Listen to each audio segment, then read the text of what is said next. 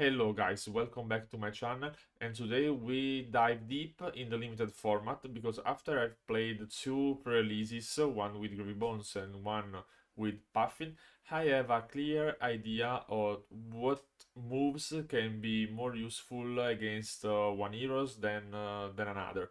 So I want to share with you just my thoughts, make some constructive discussion, and I hope that these tips can be useful in order to prepare yourself for the national competition that will take place this month and first half of July. So, as always, intro and then we can deep inside this video.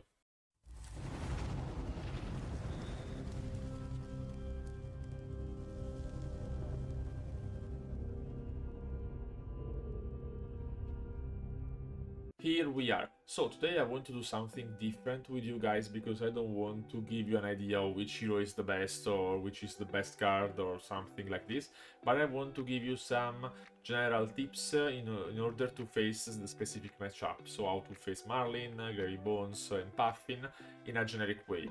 So keeping that in mind, you can choose the best cards or you can choose which is the cards that give you the most out of the matchups and out of the information that I'm trying to give you in this video.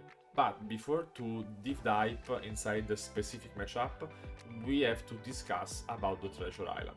Because the three heroes that wants gold at every cost needs gold in a different way.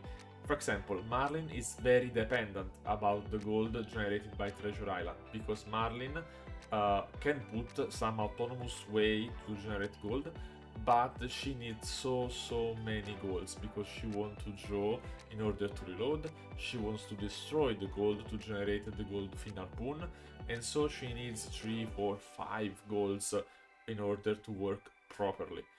Then we have Puffin.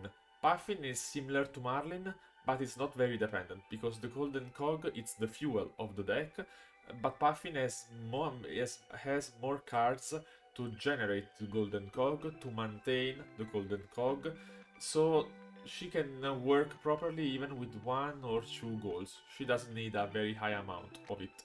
Last but not least is Gravy Bones. Gravy Bones' effect of draw and discard card allows him to put the Watery Grave allies in the graveyard, but Necromancer cards pool is so wide that there are much cards that can have the discard effect in order to put the Watery Grave allies in the graveyard and gain go again or overpower.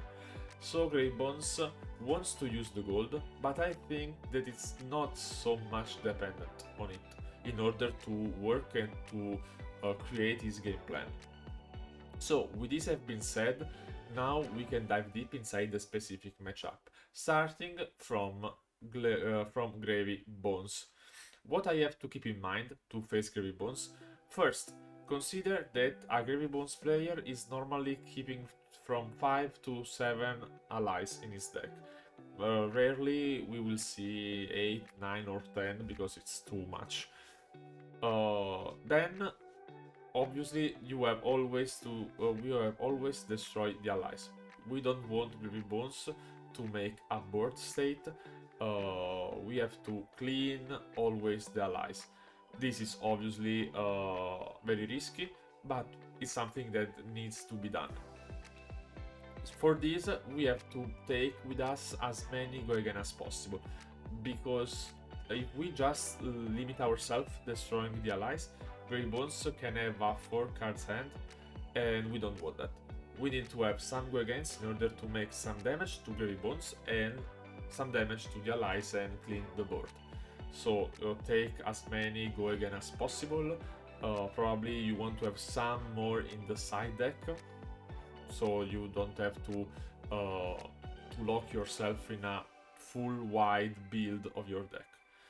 Last but not least, bring cards that destroy or tap allies. There are many generic cards in the High Seas format that allows you to tap an ally or destroy an ally. So this is the best card to have in your sideboard and to put in the deck when you are facing Gravy Bones.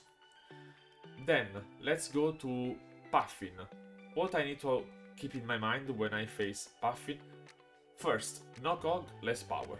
We know that Puffin needs a very dependent deck on the golden cog or cog in general. So if she has no cog, probably the turn that she will make will be weak, not very strong. Consider that the golden cog stays one turn.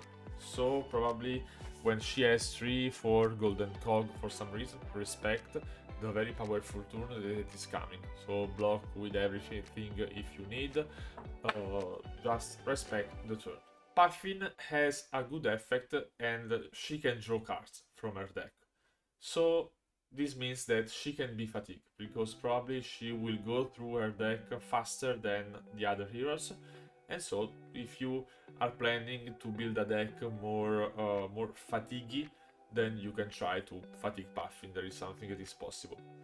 And last but not least, as always, bring cards that destroy items. There are some ships, I think there is the yellow one, that if it's destroy the item. This is, for example, a good card to bring against Puffin, because the golden toggle cog, it's a token, but it's an item cog, so it can be destroyed. Last, there is Marlin. Marlin, I think that it's a typical ranger matchup. So, as we told before, she needs very high amount of gold in order to work properly. So we have to try to get less hit as possible from attacks. Because if she hit, Treasure Island procs and give her the gold that she needs. Marlin, to hit the heroes, has the overpower effect in his weapon. Not, I think I'm talking about the cannon build. So if she attacks us with overpower, what we can do? We have two cards that help us in order to face the overpower. The first one is Rally the Coast Guard. We block, discard a card, and we have a block for 5. So it's a very powerful way to counter the overpower effect. And then we have some very good blocks. There is a block for 4 that is red and allow us to see the top card of our deck. This is a good card to bring against Marlin, for example. And as every ranger, she can be fatigued. She draw cards with the goals, but not so many as Puffin. But I mean that fatigue Marlin means let her finish her arrows. Because the Goldfin Harpoon, it's a very good resource, but it's not a very powerful card in itself. So if she finished the arrows, the main arrows in her deck, and then we can try and start to take her life points. So guys, as always, sorry for the English that is not so fluent and probably is not even correct in some points, but I hope that these tips can be helpful for you in order to prepare for the national competition. And for every suggestion that you have, please write in the comment. I am very open to improve myself and try to give you the best content I can in the future. So guys, thank you for being here until the end, and see you in the next video. Bye bye!